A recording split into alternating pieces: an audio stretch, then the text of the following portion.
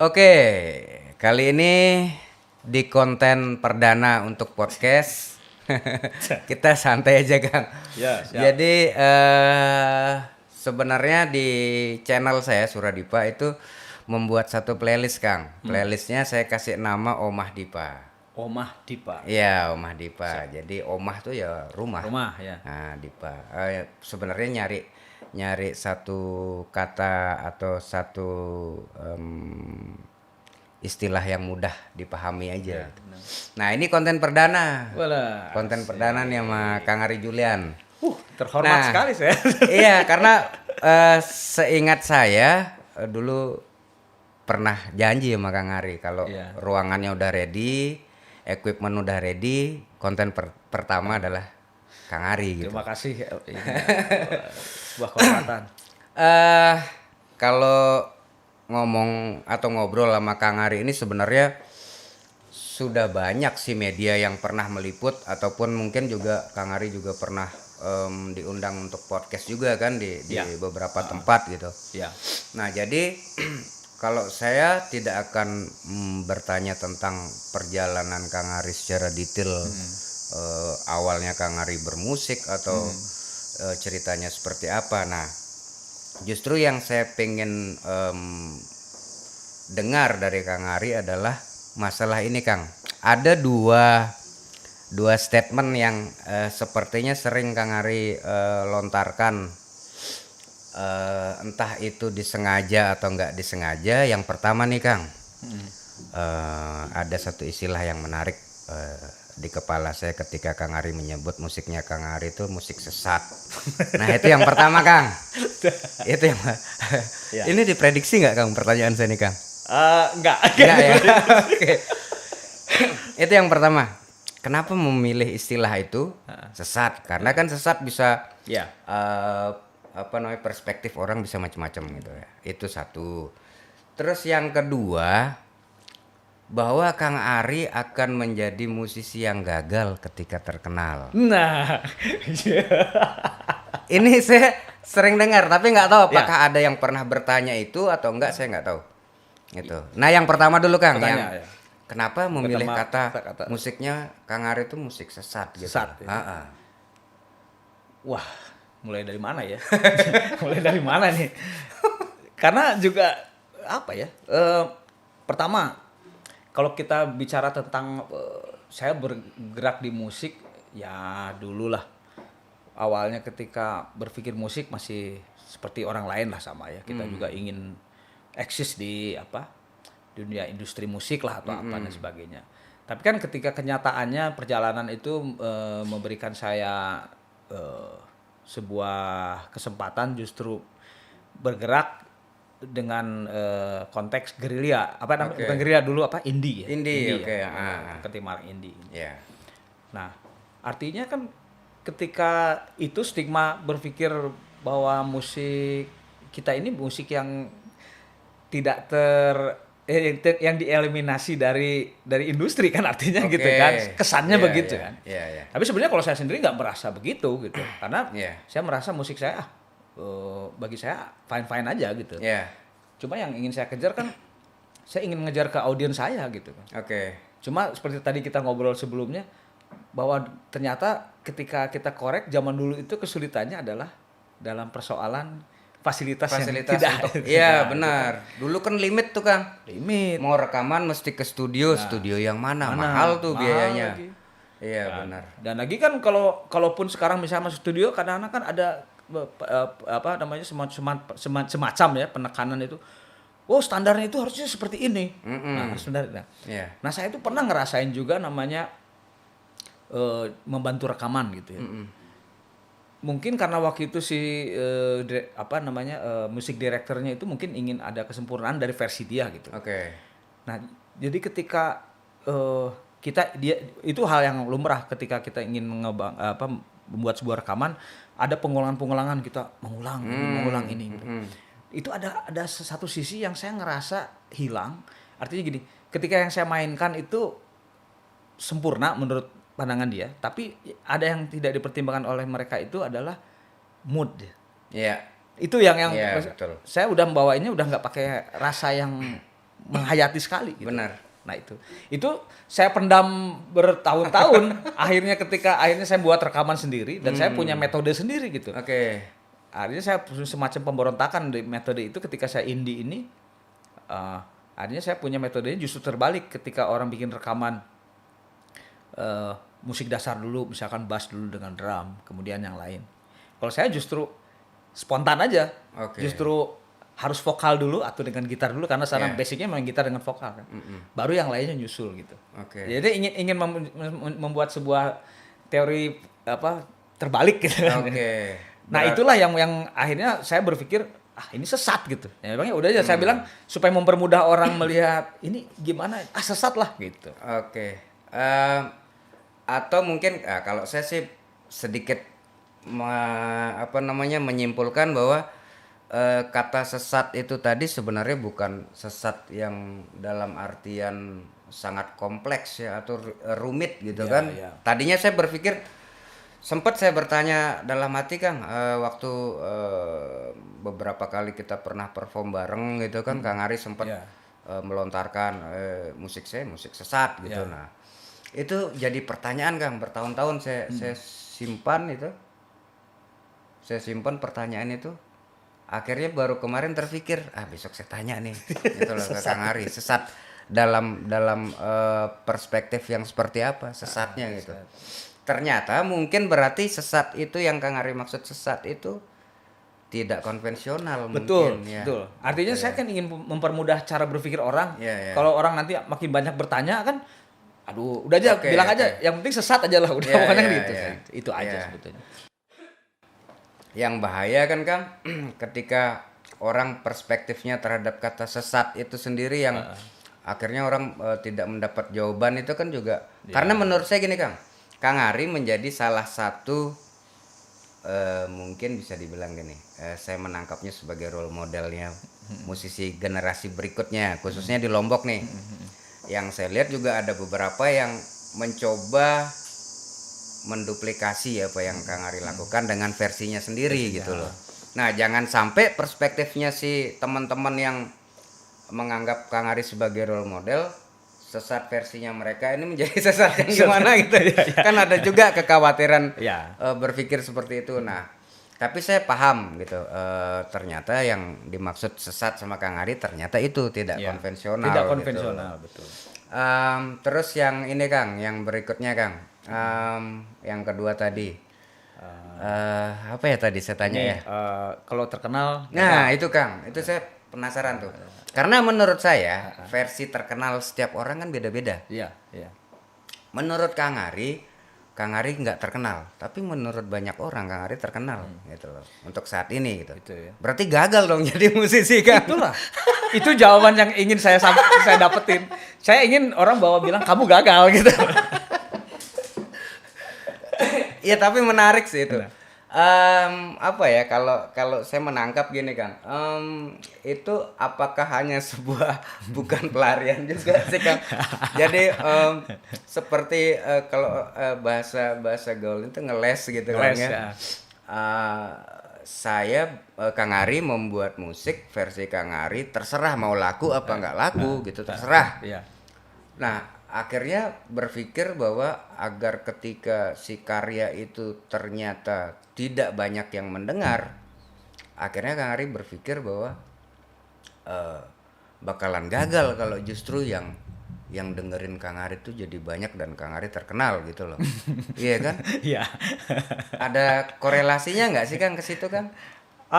Sebetulnya ada kekhawatiran gitu bahwa justru saya melihat, saya membuat pernyataan bahwa kalau kalau terkenal itu gagal, itu artinya justru untuk mensiasati pola pikir gitu. Artinya kalau saya itu ada sebuah kegelisahan ingin mencari sesuatu yang artinya dalam sebuah perjalanan ini sayang kita hidup ini hanya sekali ini.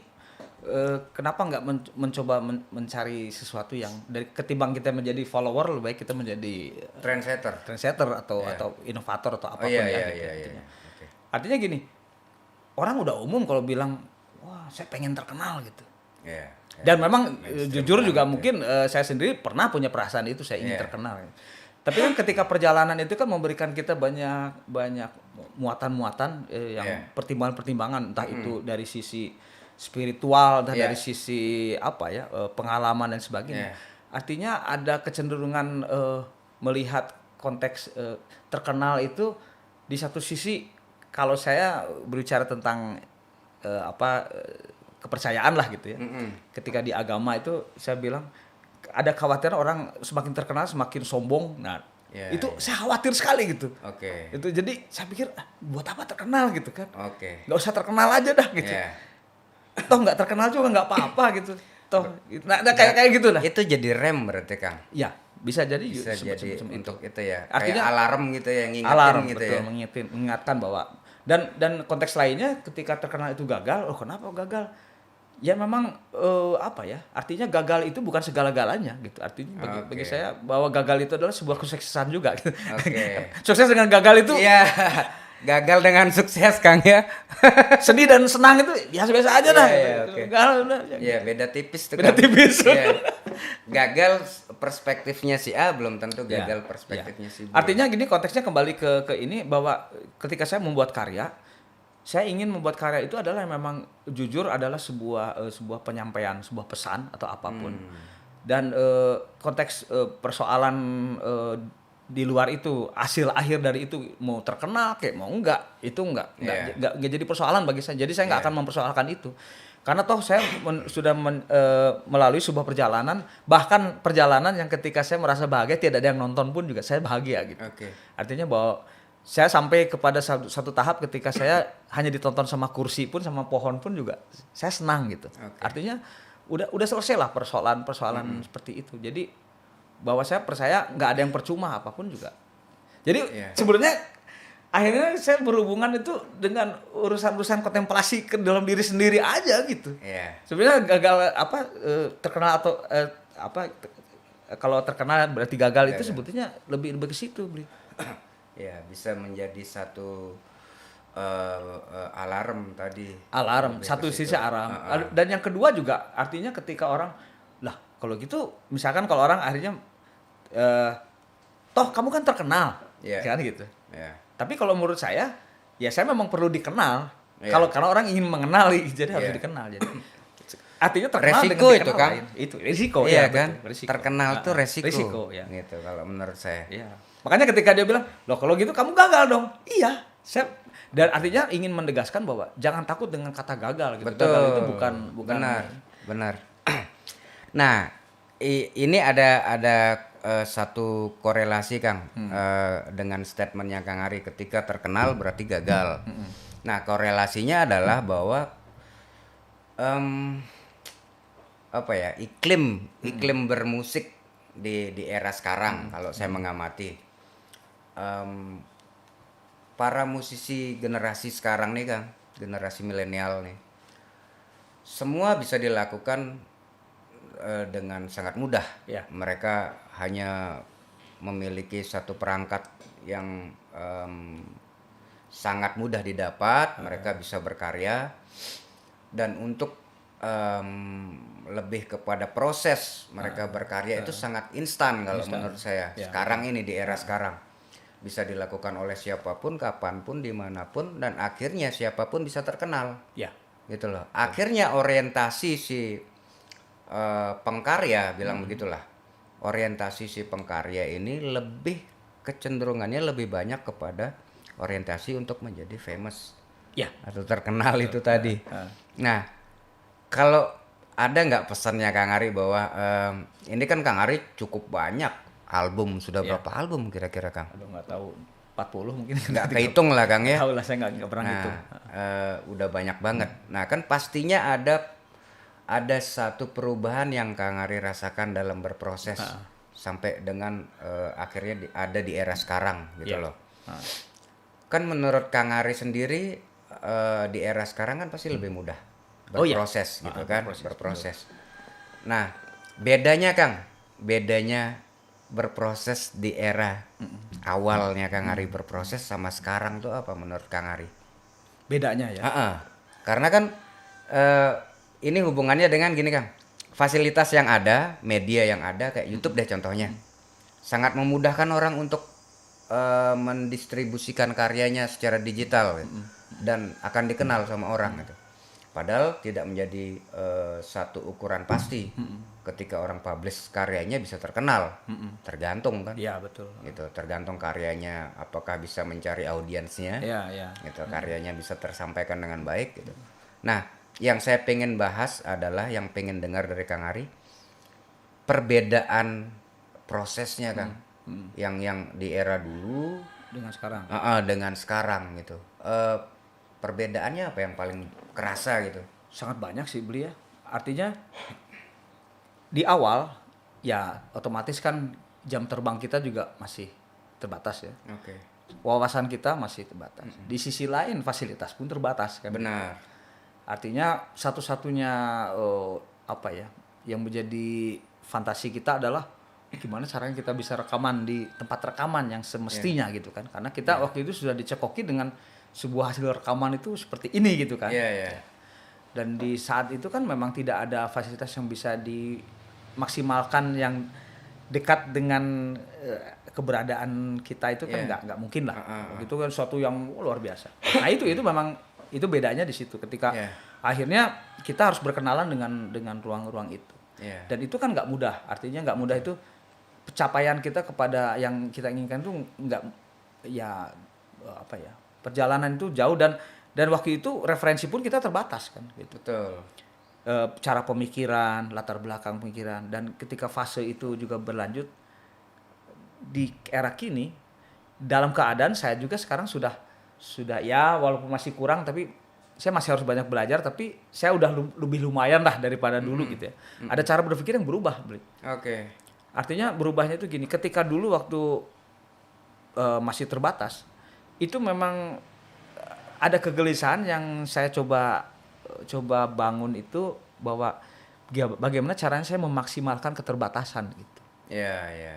Jadi makanya kenapa di waktu itu akhirnya saya ada satu fase ketika saya bikin rekaman itu saya udah nggak peduli lagi persoalan rekaman itu dianggap tidak standar kualitasnya nggak apa-apa. Jadi saya pernah rekaman pakai tip kompo, Bli. Wah, saya pernah ngerasain tuh Kang. Nah itu makanya. Dan saya sampai kepada sebuah masa ketika kan kalau dulu ketika kita rekaman pakai tip gitu kan hanya sebagai untuk bikin demo aja lah kalau kemana. Terus saya pikir dalam hati kenapa kok harus buat demo? Toh ini juga bisa saya nikmati dengan apa? Terlepas dari ada desisnya yang nggak jelas tapi itu kan menjadi unik gitu. Nah artinya gitu. Dan itu bisa terbukti ketika saya akhirnya ketika hijrah dari Bandung ke sini. Di Bandung kan saya buat seperti itu juga. Dan di sini pun juga awal-awal saya berbuat seperti itu. Dan ketika saya di sini ditemukan dengan satu masa ketemu dengan audiens seperti misalkan waktu saya main jadi entertainer di tempat wisata lah. Otomatis kan kalau di luar negeri pun juga umum kalau orang-orang yang indie gitu pasti ditanya, kamu punya album nggak gitu? Iya benar. Nah saya bilang saya punya album. Nah saya jelaskan bahwa karena saya ada kekhawatiran orang itu akan kecewa dengan itu. Saya bilang saya tapi jujur album ini tuh dibuat dari tape gini. Dia bilang nggak apa-apa, nggak masalah. Saya suka dengan oh jadi ada gitu audiens yang suka dengan itu. Akhirnya disitulah saya mulai kebangun, Bli. Oke. Nah sampai ke tahap sekarang ketika segera dipermudah, ya akhirnya ada fase-fase ketika sekarang itu sudah tidak jadi persoalan lagi untuk hal teknis seperti itu. Malah kalau sekarang itu ada pengembangan selanjutnya, fase sekarang ini adalah pencarian yang lebih ke sifatnya apa ya?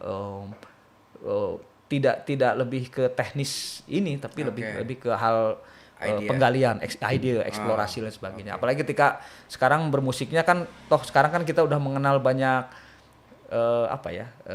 genre atau pendekatan seperti ada soundscape, ada ada avant-garde, ada macam-macam lah. Ada noise macam. Pilihannya menjadi lebih banyak. Gitu. Ya eksplorasinya bisa lebih luas. Dan lagi perbedaannya yang dulu sekarang itu ketika dulu saya masih bermain musik atau membuat karya itu standar. Kalau sekarang itu saya udah nggak berpikir standar atau enggak gitu. Artinya saya percaya yang saya lakukan adalah untuk sebuah ketulusan kejujuran saya berkarya aja gitu. Ketika toh hasil akhirnya nggak jadi ngepop ya nggak masalah juga gitu. Iya. Karena kan nah ini yang ada satu fenomena menarik Kang. Bahwa akhirnya ketika dia dikotak-kotakkan menjadi istilahnya genre orang Ya, bilang ya. kan. Itu sebenarnya pengkotakan menurut Iya, saya. betul. Dan salah satu kotak yang dibuat sama entah siapa yang membuat pertama kali Iya, lah, saya iya. nggak tahu siapa itu.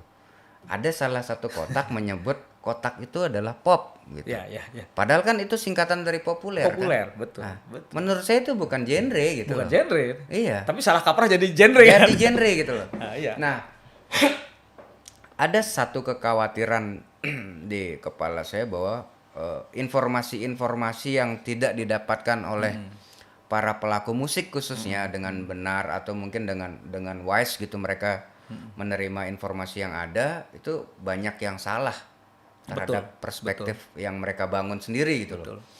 Nah, ada satu pertanyaan juga yang muncul di kepala saya ketika berbicara tentang betapa kita di era dulu Kang untuk memiliki satu karya tuh mesti benar-benar siap Iya. gitu loh, mesti benar-benar siap. Nah mungkin Kang Ari punya satu apa istilahnya formula mungkin yang bisa dibagi ke teman-teman musisi yang di era sekarang nih Kang. Memang perlakuannya beda terhadap karya, terhadap proses berkarya mereka nih yang di era sekarang. Nah, ada nggak satu pengalaman Kang Ari yang Kang Ari bisa bagi ke teman-teman musisi nih dalam berkarya? Bukan ideal ya, ideal pasti beda-beda tiap orang. Nah, paling nggak Kang Ari punya satu formula yang mungkin bisa diaplikasi sama mereka dalam proses berkarya Kang. Proses Gitu loh. berkarya itu. Kalau saya ada kekhawatiran gini Kang, karena semua itu bisa dilakukan dengan mudah dan instan. Jadi si ide-ide ini bisa numpuk di dalam satu karya itu tanpa merumuskan dulu dengan apa ya idealnya sebuah karya.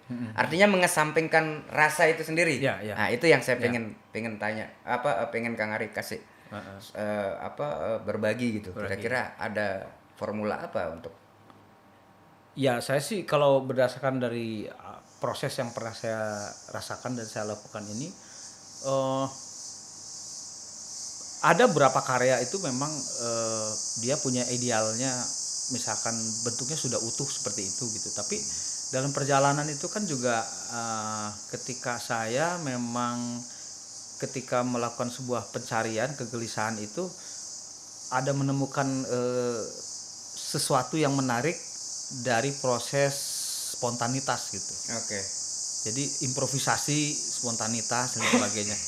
Dan akhirnya itu yang juga memberikan saya satu wacana bahwa akhirnya saya tidak takut berkarya gitu. Artinya ternyata di otak kita ini penuh gitu ya. Betul. Betul kan? Betul. Nah, sekarang alangkah sayangnya ketika kita misalkan ingin yang sempurna itu ingin seperti ini. Tapi sebetulnya di sisi lain ketika kita tidak mencapai target itu dan kita kecewa gitu kan. Yeah. Nah, kalau saya pikir itu sekarang akhirnya punya sebuah kesimpulan bahwa sebuah karya atau apapun itu proses sebetulnya. Dan kenapa enggak si proses itu biarkan aja dia mengalir dengan sendirinya secara bertahap gitu. Artinya ketika idealisme kita seperti itu, kita jangan, kalau formula saya, jangan ekspektasi terlalu banyak terhadap idealisme itu. Betul. Buatlah semampunya saat itu dan itu akan menjadi proses yang berkelanjutan kemudian. Dan akhirnya kita menemukan bentuk-bentuk dan bahkan nggak ada bentuk akhir sebetulnya. Benar. Saya percaya karya itu tetap hidup gitu. Betul. Karena kadang gini Kang, Kang sambil diminum Ya, Kang. siap. Ini bukan sponsor loh ini. Iya, apa ini? Saya apa? Alpha Express. Alpha Express apa? Siapa tahu di endorse. Nah, ada yang menarik nih Kang. Tadi bahwa Kang Ari bilang kan ada proses tuh, proses menuju kepada satu step, di stepnya mereka sekarang atau kita sekarang. Dan ada konteks improvisasi Kang Ari itu sendiri, spontanitas dalam berkarya. Nah, di era digital ini kan sangat sangat familiar nih anak-anak Kang dengan istilah kopas. Di misalnya nih contohnya di satu track gitar lagi tracking gitar atau rekaman gitar. Satu pattern nih kita bisa copy paste nih. Nah, saya merasa di era sekarang ini ada satu yang hilang dari penyampaian si rasa itu sendiri. Menanamkan rasa di karya itu saya mencoba untuk flashback gitu dulu pada saat kita berkarya, membayangkan wah betapa susahnya kita mau masuk ke studio rekaman, jadi kita harus siap dulu gitu loh. Akhirnya ketika record dituntut untuk bisa main run through untuk satu lagu clear gitu loh. Jadi memang efek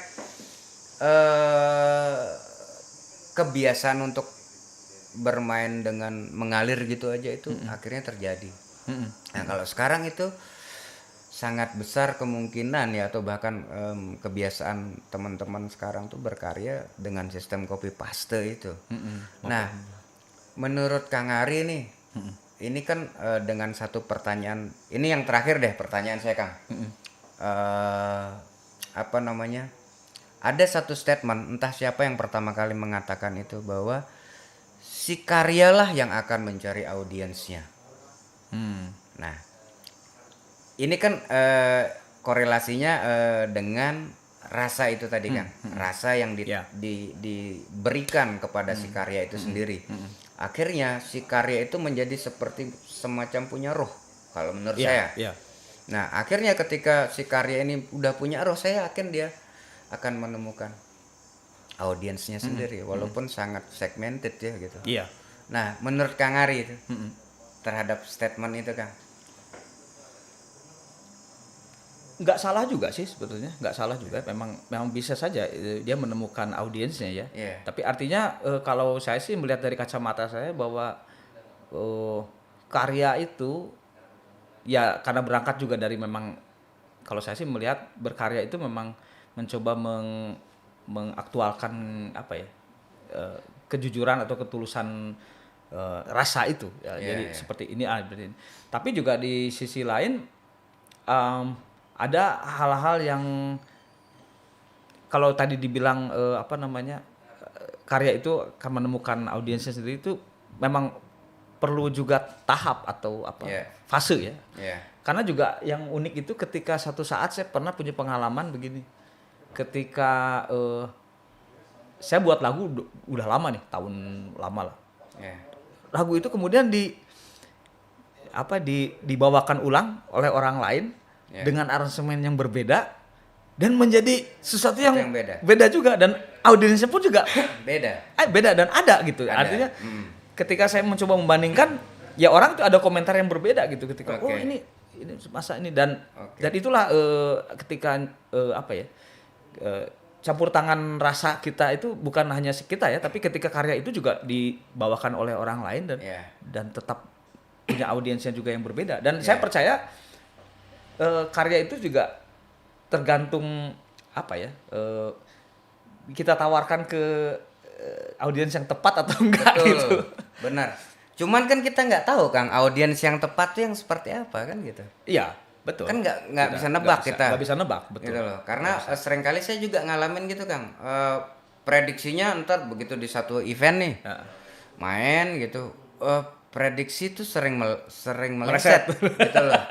Ya benar. Oh ternyata enggak nih gitu loh. Audiens yang begitu, enggak juga ternyata gitu loh. Nah sekarang pertanyaannya lagi, apakah kita itu bermain untuk menyenangkan orang atau menyenangkan diri sendiri? Itu dia Kang. Gitu. Kalau ngapain kita menyenangkan orang lain tapi kita sendiri nggak senang gitu? Benar. Enggak, maksudnya begini kan tadi konteksnya adalah dengan audiens yang tepat gitu loh Kang. Nah jadi pengalaman ketika kita main di stage itu kan juga seperti semacam ada satu pertanyaan yang di kepala. Saya main ini reaksi penonton seperti apa? Itu kan karena mata tuh Kang, visual kita melihat. Oh gimana reaksi audiens nih terhadap karya yang kita mainkan gitu loh. Nah itu hubungannya ke situ. Nah jadi Berarti Kang Hari setuju ya bahwa karya itu akan mencari Ya, audiensnya. ya, audiensnya dengan catatan bahwa bagaimana cara kita juga untuk bisa memaksimalkan itu. Artinya Iya. gini, ada satu hal yang saya yakin ini penting juga adalah ketika kita bisa pembuktian kesungguhan kita menyampaikan pesan itu kepada audiens gitu. Iya. Kadang gini beli ada saatnya ketika orang saya pernah mendengar orang mainin musik bagus, tapi dia nggak nyampe apa ya Rasanya, itu. iya. Tapi ada yang dia betulnya musiknya biasa-biasa aja gitu. Iya. Tapi kok jadi asik juga bagi saya gitu nah. Iya. Itu kan berarti ada rasa yang transfer rasa itu yang Betul. kalau kita nggak punya skill untuk bisa Merasakan itu. ya menyampaikan itu. Oh, iya. Ketika nangis kita bikin orang nangis juga. Ketika Iya. ketawa kita bikin orang ketawa. Nah, Iya. itu tuh kan penting itu, Bli. Iya. Dalam musik pun kalau menurut saya seperti itu. Betul. Nah, kalau yang itu Kang, saya sepertinya punya satu pemikiran gitu, pemikiran bahwa ketika kita entah dalam proses menghasilkan satu karya ataupun di atas stage lah bilang Iya, begitu, perform pada saat perform. Mainnya mesti jujur gitu loh. Iya. Mempersembahkan sesuatu tuh seperti kita berdoa mungkin ya kali ya gitu. Ya. Tulus aja Tulus, gitu. betul. Lepas gitu aja mainnya. Apa ya? Tapi kan nggak mudah Kang mencapai fase itu gitu loh. Betul. Nggak mudah, Bli. Dan menurut saya ya itu pentingnya bahwa kita apa-apa itu nggak bisa instan. Artinya Benar. dan satu hal yang harus dihadapi itu makanya kenapa saya nggak takut gagal gitu. Karena memang kegagalan itu harus ada gitu. Iya. Artinya di luar persoalan terkenal atau gagal ini Oh, ya. sih gitu. Ya, oke. Seperti itu. Jadi artinya bahwa proses try and error itu harus selalu terjadi. Dan bagi saya setiap pertunjukan adalah latihan, Bli. Iya, gitu ya. Pertanyaan terakhir Kang. Ya. Sebelum kita closing. Ada satu pemikiran saya bahwa ketika dalam berproses menghasilkan satu karya ataupun di atas stage gitu Kang ya. Seperti yang Kang Ari tadi sampaikan bahwa itu bakalan menarik ketika si penyampai pesan dalam satu lagu itu nyampe. Rasanya tuh dapat gitu loh ke pendengar ataupun penonton gitu. Cuman kan itu prosesnya nggak juga mudah mencapai fase di situ Kang. Nah menurut Kang Ari gimana tuh? Kalau ibaratnya kalau main komputer nih Kang ada shortcut gitu loh. Ada nggak sih shortcutnya gitu loh buat para musisi di era kekinian gitu loh? Ya kalau shortcut itu artinya kalau menurut saya sih pinter-pinter juga sering gali ilmu dari pengalaman-pengalaman itu akan mungkin ya bisa mengeliminir paling tidak ya si proses try and error yang saya bilang tadi itu. Benar. Jadi artinya ada proses kita belajar menyimak pengalaman orang itu. Dan hal yang menarik adalah satu ketika saya tertarik dengan ceritanya tentang Stephanie Grappelli. Oke, Pemain si biola. ya. Dia bayangin dari umur 7 tahun main biola di atas panggung dan sampai tuanya gitu. Dan ternyata dia memang nggak pernah latihan dan ternyata latihan itu di panggung. Itu emang edan sih. Itu gila. Ya artinya mungkin kita nggak seperti itu. Iya. Tapi paling nggak kalau menurut saya sendiri ketika misalkan sekarang mencoba berlatih di sendiri itu ya. Artinya saya selalu berasa bahwa berlatih itu saya udah nampil. Walaupun saya mungkin hanya di rumah aja, tapi saya harus merasa bahwa saya tampil gitu. Jadi artinya ketika tampil pun juga kita merasa itu latihan. Jadi nggak ada bedanya ketika latihan dengan tampil itu gitu. Jadi artinya itu mungkin salah satu proses mempercepat shortcut itu mungkin itu bisa. shortcut kan. Oke, nangkep sih saya Kang.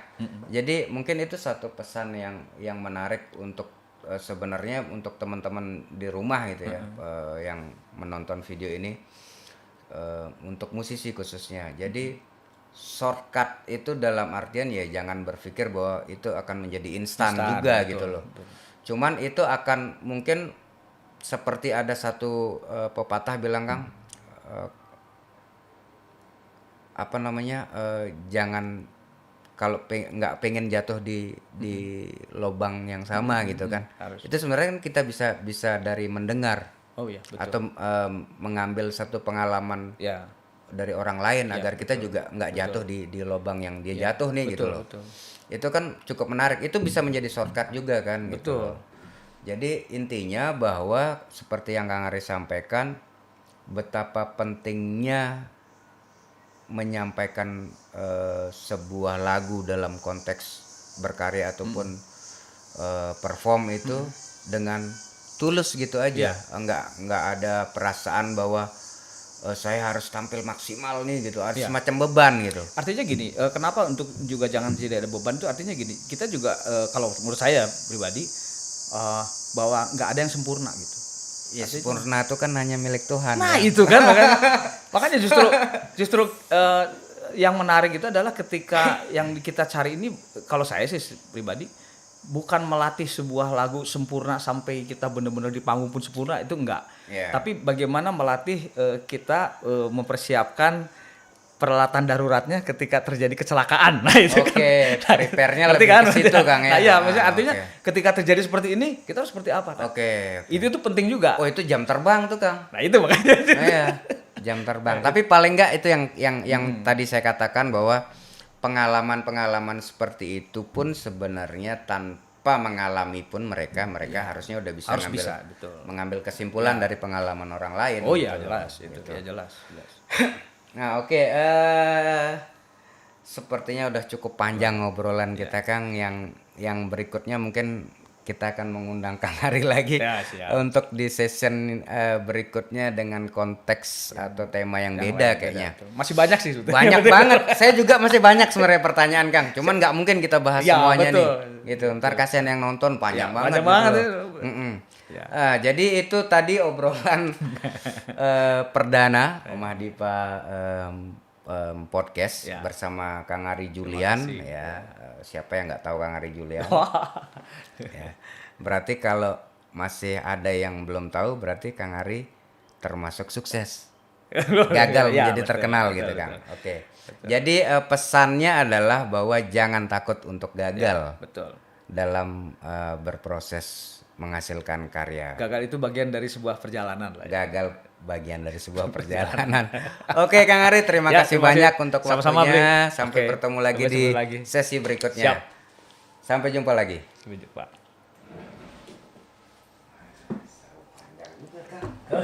Nggak kerasa.